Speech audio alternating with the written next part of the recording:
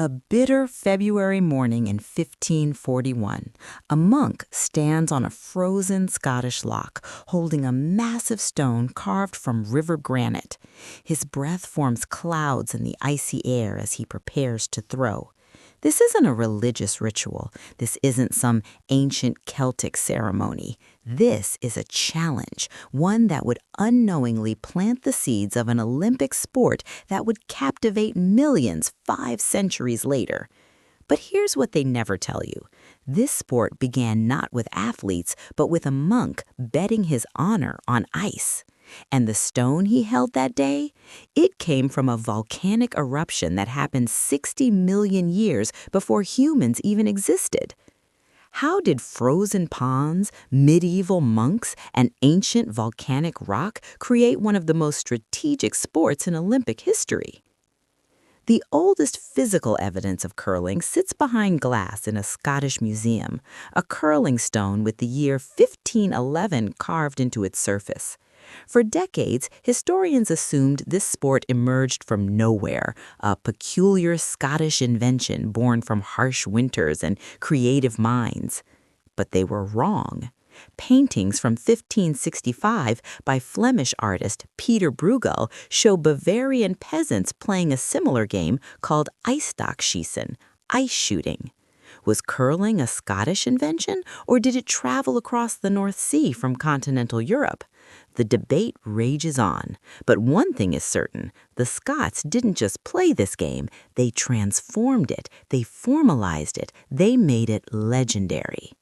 Now we return to that frozen February day at Paisley Abbey. John Sclater, a monk, faced off against Gavin Hamilton, a representative of the abbot.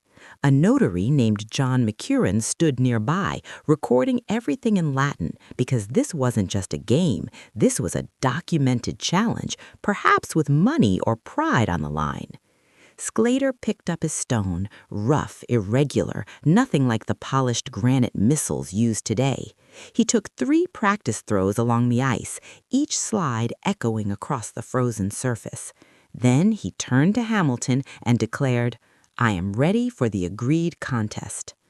That moment, that single sentence recorded in a notary's book, became the first written evidence of competitive curling in human history. In the early history of curling, the playing stones were simply flat-bottomed stones from rivers or fields, which lacked a handle and were of inconsistent size, shape, and smoothness. Some early stones had holes for a finger and thumb, akin to 10-pin bowling balls. The thrower had little control over the curl or velocity and relied more on luck than on precision, skill, and strategy. These weren't polished instruments of sport, they were raw chunks of earth, and the game was gloriously chaotic. The climate in Scotland was colder then, and curling took place on the many marshes since drained. Scottish farmers curled on the frozen marshes using channel stones, which were naturally smoothed by the water's action. And there was a sound, a deep, thunderous growl that echoed across the lochs as the stones raced over the textured ice. Curling has been described as the Roarin Game, with the roar coming from the noise of a granite stone as it travels over the ice.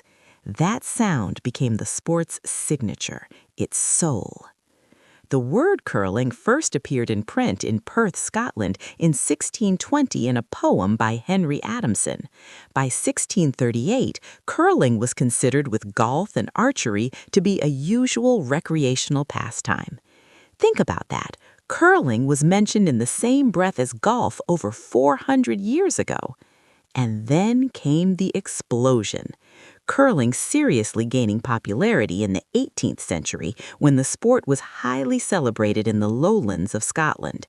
Parish ministers wrote about it, poets sang about it. Several of the parish ministers who contributed to Sir John Sinclair's statistical account of Scotland wrote eloquently of the place in parish life that curling occupied. Communities were divided, not by politics, but who could throw the closest stone. One parish against another, one trade against another.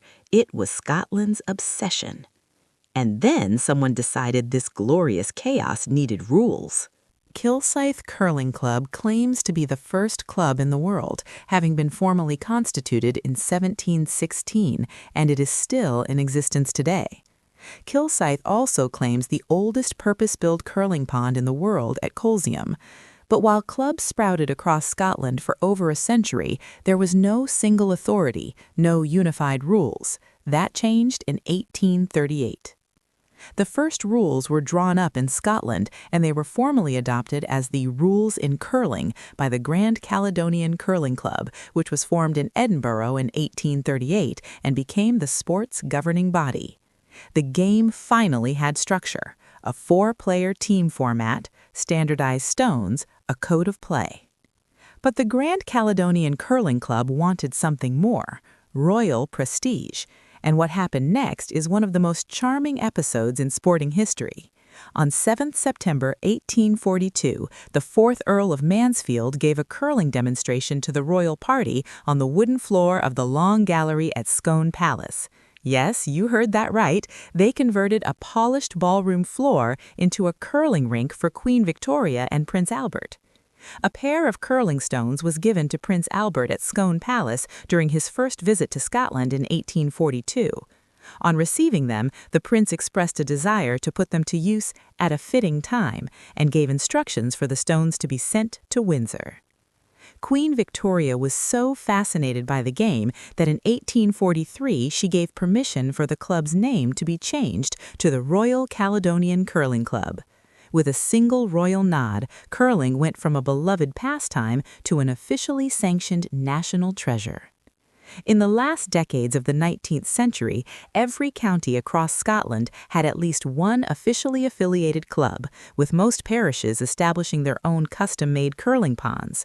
In the 19th century, several private railway stations in the United Kingdom were built to serve curlers attending bonspiels. Let that sink in. They built entire railway stations just so people could get to curling matches. But Scotland's greatest export wasn't whiskey or bagpipes, it was curling, and the sport was about to cross an ocean. The first recognized curling clubs were formed in Scotland, and during the 19th century, the game was exported wherever Scots settled around the world in cold climates, most notably at that time in Canada, United States, Sweden, Switzerland, Norway, and New Zealand. The 78th Fraser Highlanders are said to be among the first to introduce curling to Canada after they joined Wolfe's expedition in 1759.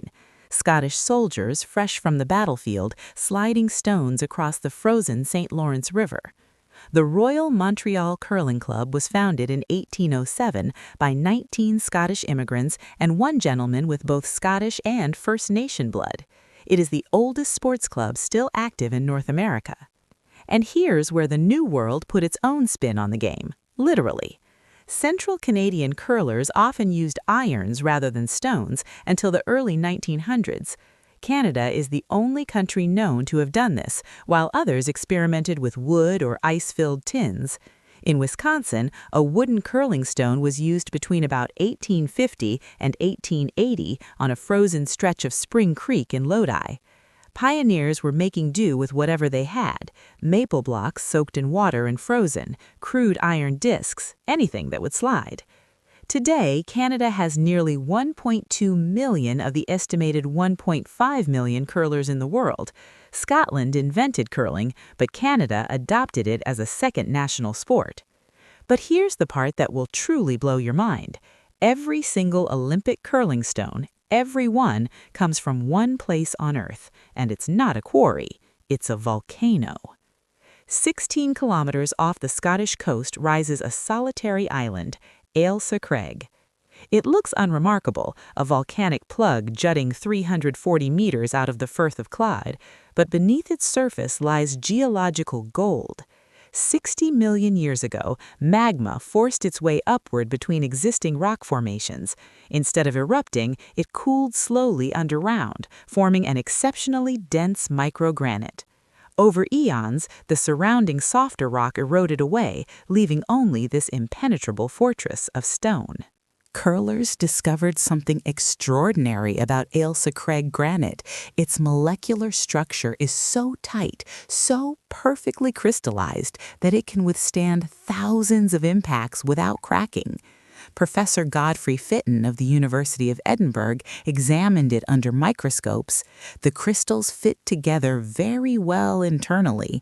It's water-resistant, crack-resistant, almost indestructible.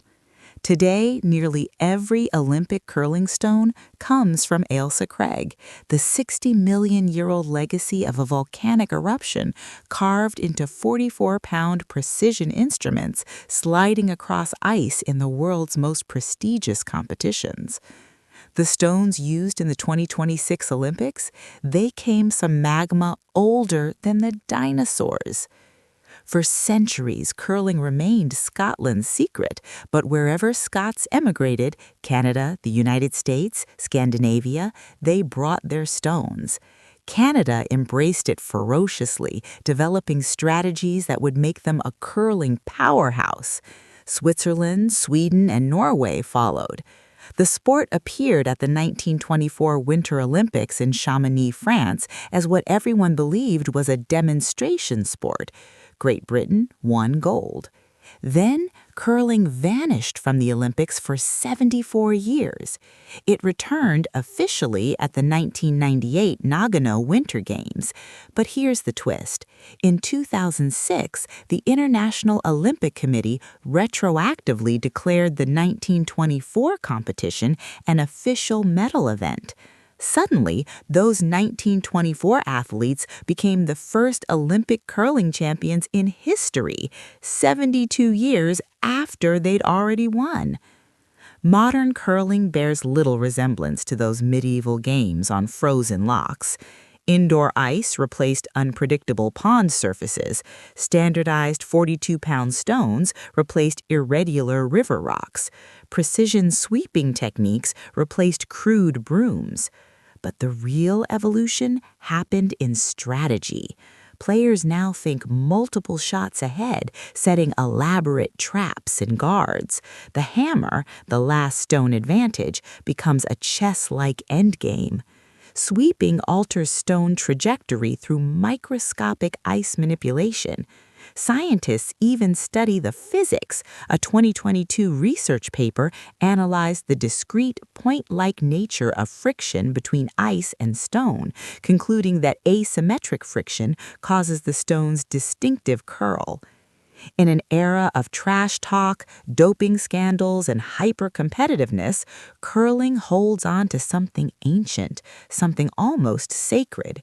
The spirit of curling states, curlers play to win, but never to humble their opponents. A true curler would prefer to lose rather than win unfairly. Think about that.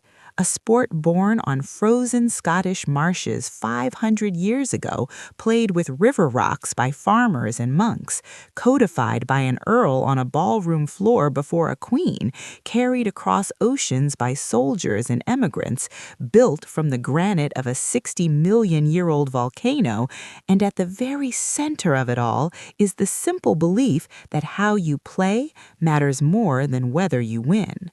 The stones still roar, the ice still hums, and somewhere on a frozen sheet in Canada or Japan or Scotland or Brazil, someone is kneeling, drawing back their arm, and sending a polished piece of ancient earth gliding toward a distant target, just like that farmer on a Scottish loch in 1511.